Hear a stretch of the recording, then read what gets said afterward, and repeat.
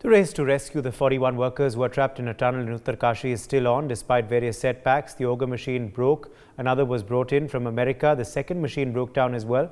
And now here we are preparing the alternate options of drilling vertically or drilling through the final 10 meters of debris manually.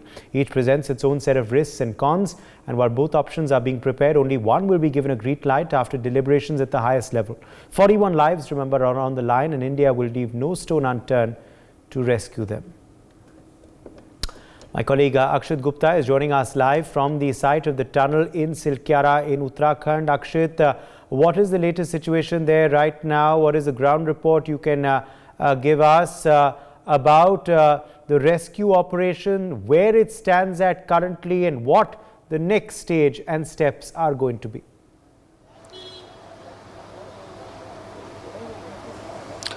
Well, yes, despite all the efforts by the agencies, NDRF, SDRF and other agencies also, the 41 workers who have been stranded inside the portion of the collapsed tunnel still not able to get out safely.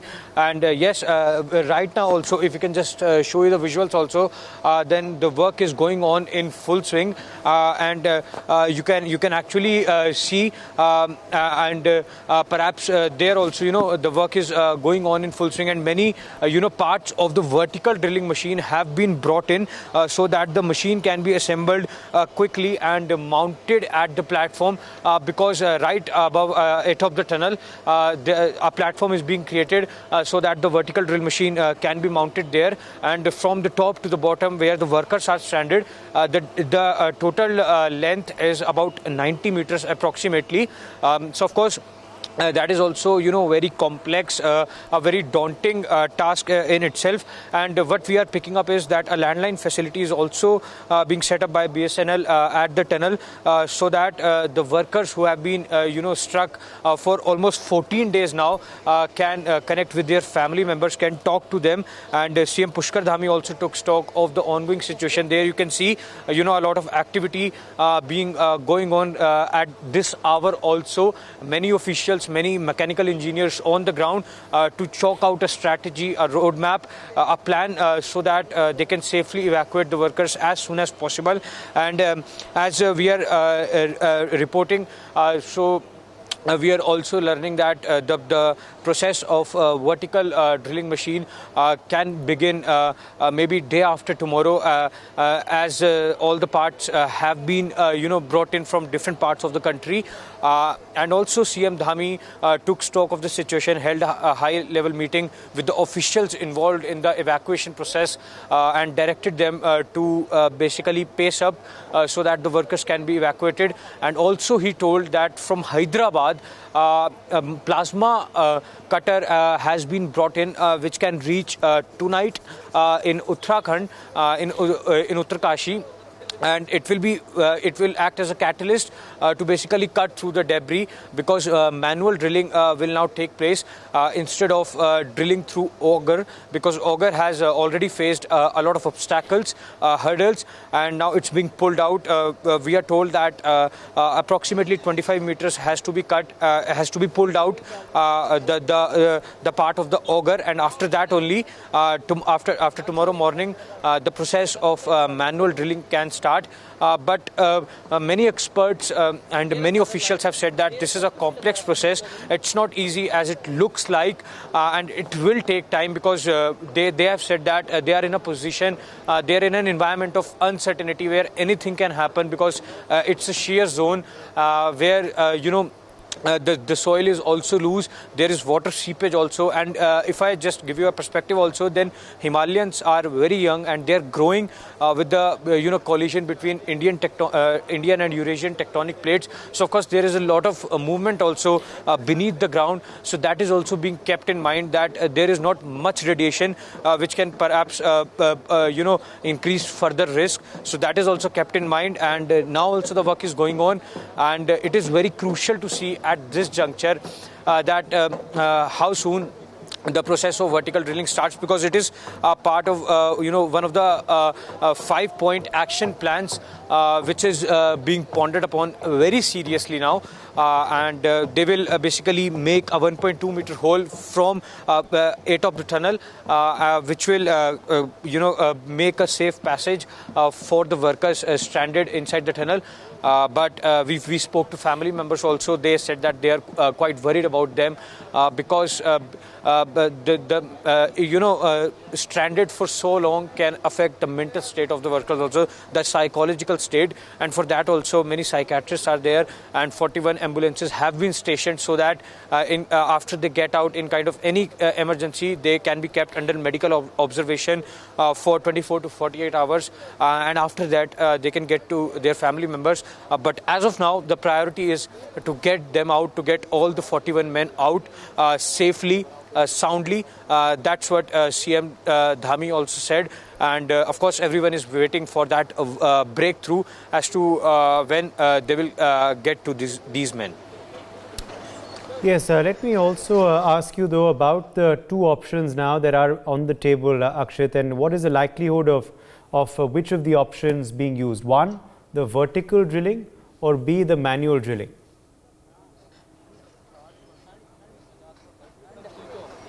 Well, yes.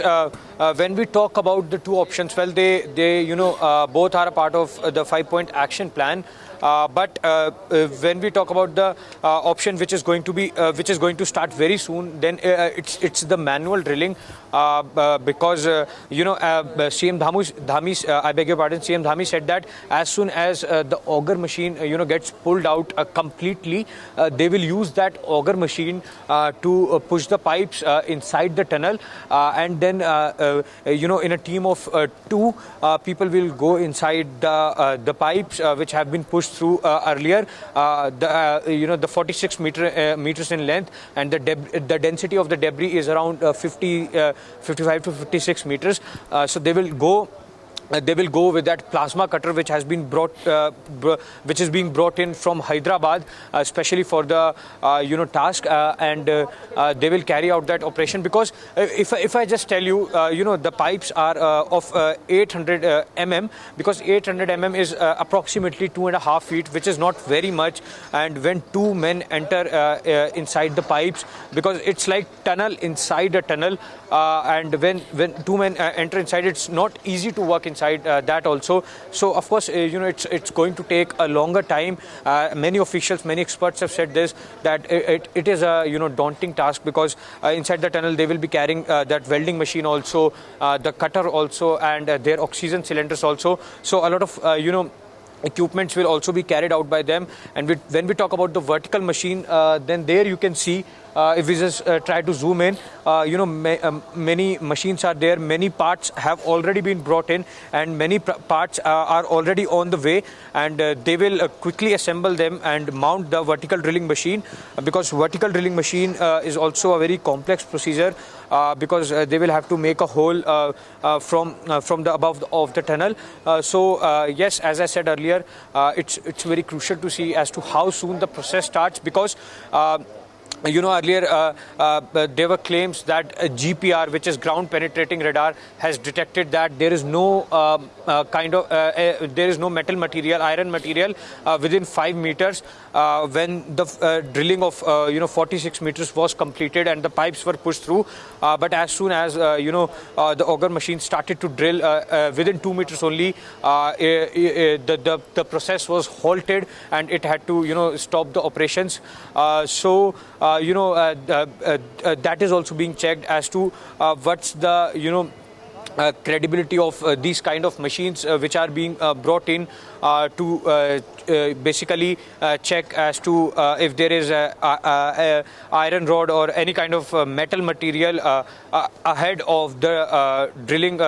So that is also being checked. But yes, many things are being checked, and the larger question is then when we construct these tunnels, then of course many have raised this point that what about the escape route, and should there be kind of any kind of a safety audit also after the men gets evacuated. But yes, all that apart, the first priority is to get the 41 workers evacuated safely and soundly.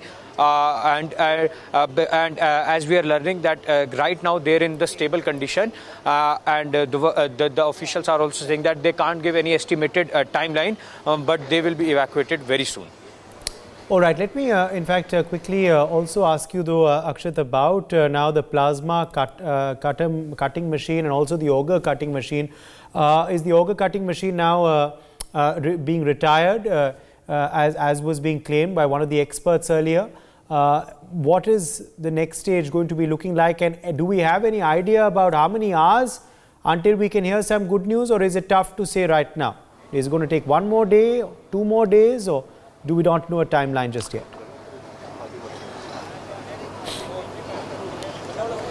They have said that they will have to go manually now. And when we talk about the auger machine, as you asked me, so basically the auger machine, as I said earlier, also will be used, to push the pipes, through the debris.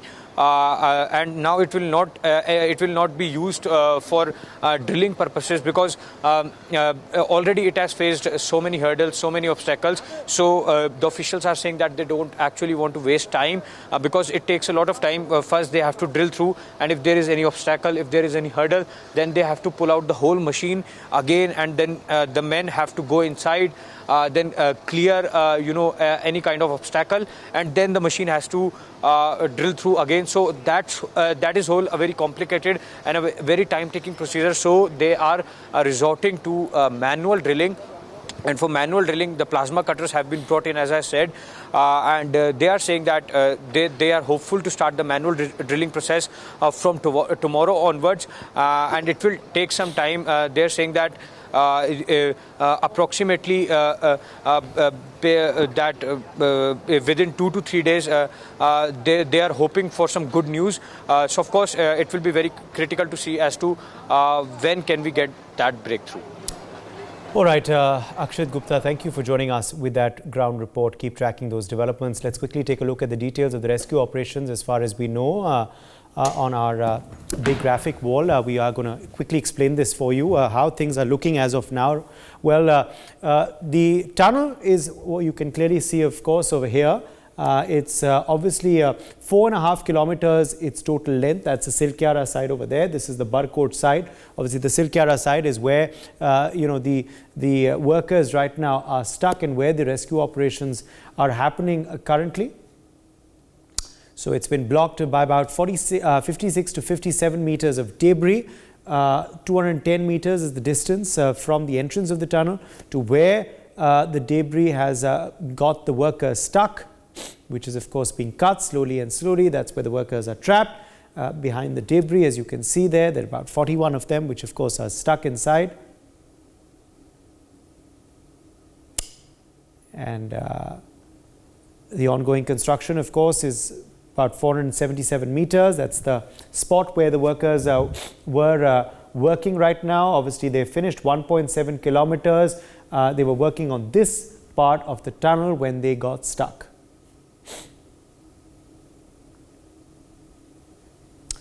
And right now, we do know that a 6-inch food pipe was, of course, inserted on the 13th of November. That was, of course, followed up by a rescue pipe on the 22nd of November of about 31.4 inches, which was also inserted. And the total area dug, of course, is 46.8 meters now. 11 meters remain, but remember there are various complications which are obviously ensuring that takes further time. Now, of course, things could be done manually, which obviously will mean more time, but obviously will help the safety of the workers and not hamper them. Vertical drilling is also being explored. Vertical drilling is also, of course, being looked at through those machines, which will, of course, take place on the top of the tunnel above the site where the debris is. Total vertical distance is approximately 90 meters as we speak.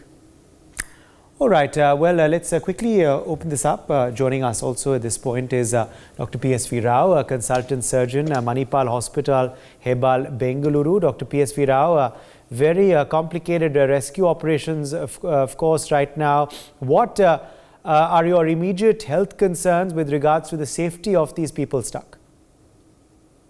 Good evening, Uday, and good evening to your viewers.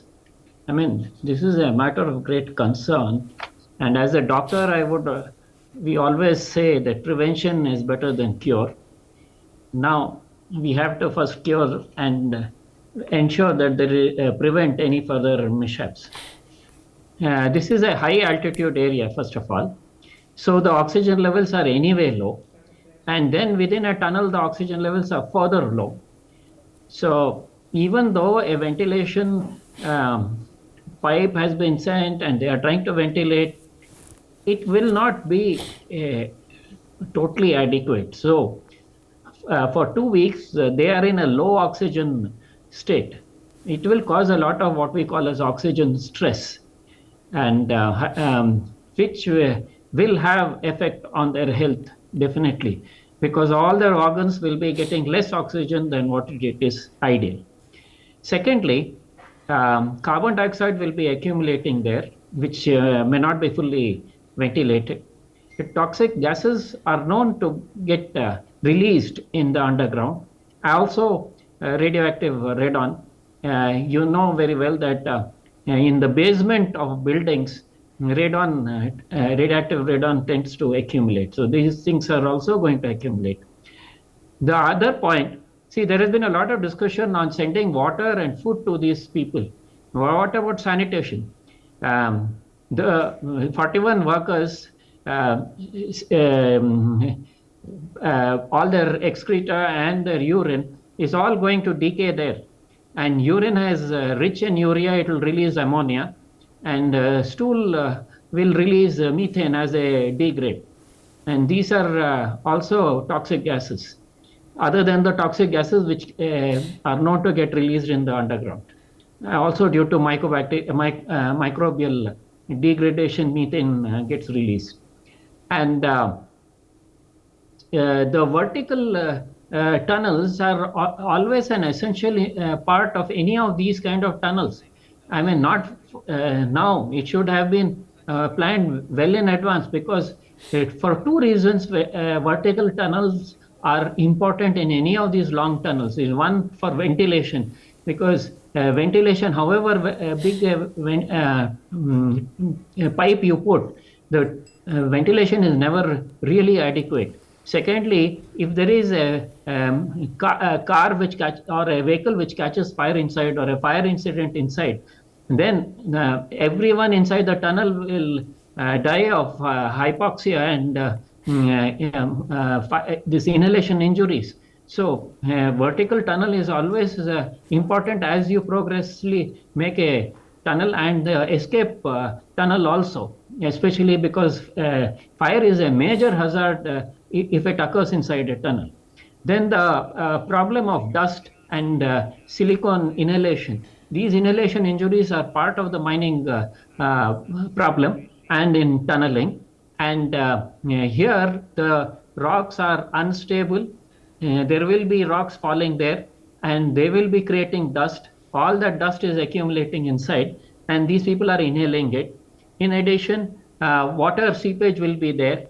And actually, if suddenly a internal water stream breaks open, you can even have flooding of these part of the tunnel. And see, these are also additional issues. Then, though it is cold outside, inside the tunnel, it will be quite hot. And all these 41 people are also radiating heat, and they will be sweating a lot. So there will be water and electrolyte problems also. And the darkness leads to depression. Sunlight is a thing which cheers us up. It makes us feel happy. But continuous darkness will definitely lead to depression. Also, vitamin D deficiency and lack of fresh food will also lead to various deficiencies. And if all this is not bad enough, there is a risk of rocks falling on you and injuring you, and of flooding. Plus, because it is an underground, the surface is uneven. in the darkness while you're walking around, even though torches and lights have been given, you can easily trip and fall and further injure yourself. Now, when you get injured, you can't give a medical help immediately because you're stuck inside. So these are all various health issues we need to worry about. Surprisingly, there is no talk about sanitation for these people. Dr. Sushil Kumar Vadia, geologist, Himalayan Geological Institute, also joins us live. Dr. Vadia, hopefully the rescue now is in its final stages, but things are still pretty complicated, especially if manual digging were to happen now. That will further delay the rescue. It will take longer time. What do you believe will be the best way now next to get out the workers? Vertical drilling, manual digging? What is the next stage going to be looking like? I would like to say here, the option of vertical drilling, as doctor also said, is important. But in this site, the site is very sensitive. Means soft rocks are there. And if you will drill with a heavy loaded machine, as we have seen that in the pictures, and its weights also very high. So in this case, basically this will be again a challenging task for the people, those are working for escaping all these people. So I would like to say that whatever they are doing, like auger machines blades are stuck there, and they are planning to cut with the different methods and to take it out. However, it will be problematic or very. I understand that this will not be easy. This will be very difficult and a challenging task. This also, but I think this route will be better than the thinking this time. However, the drilling from other sites also will be beneficial for future as well, because they ultimately they have to make 2 or 3 escape tunnels. Those are not there right now. So this method, I think whatever they are planning, like to drill manually, will be beneficial in such a scenario where you are having phyllite and debris, etc. However, I will say that people, those are there inside, they are basically very hard people. Like the common people get easily dengue, etc. But the people who work hard, they are very strong. So I understand that, and they are also not a debris, etc. soil on the cover of this tunnel. They have the people, they have made a cemented layer also there. So that risk is not there, I understand.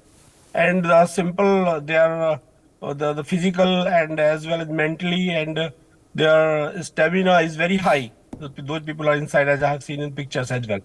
So I have also worked there in Tapovan Tunnel. We have worked, and I have seen the people there. Those works, they do such type of works.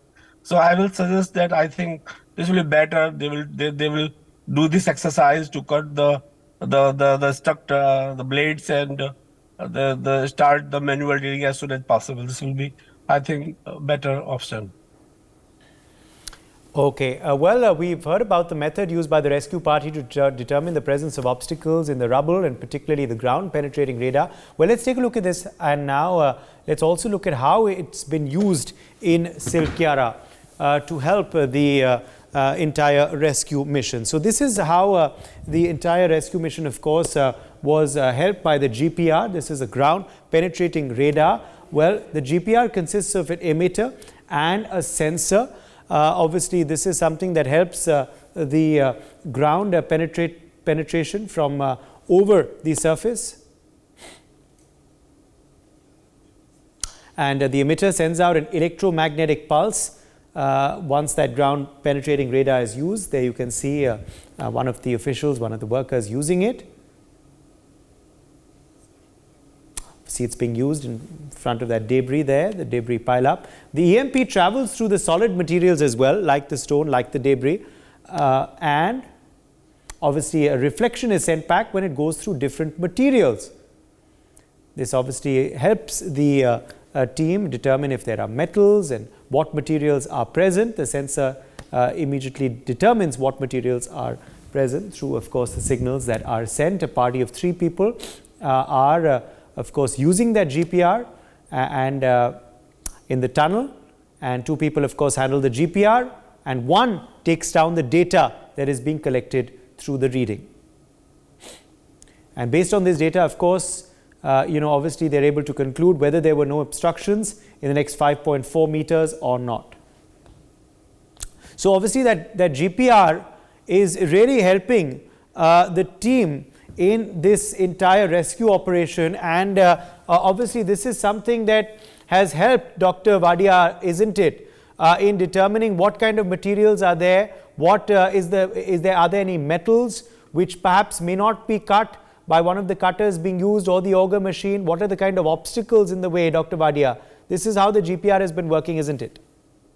It's fine that you said that the methodology is fine, but the site and considering the situation there, the results they will get, they will not be very clear. Means they will be having ambiguous results. Like for in Tapovan tunnels, we had used MASW, multi-channel surface wave analysis, and this tomography, the resistivity tomography, to understand the 3D picture of the material density up to 30 meters.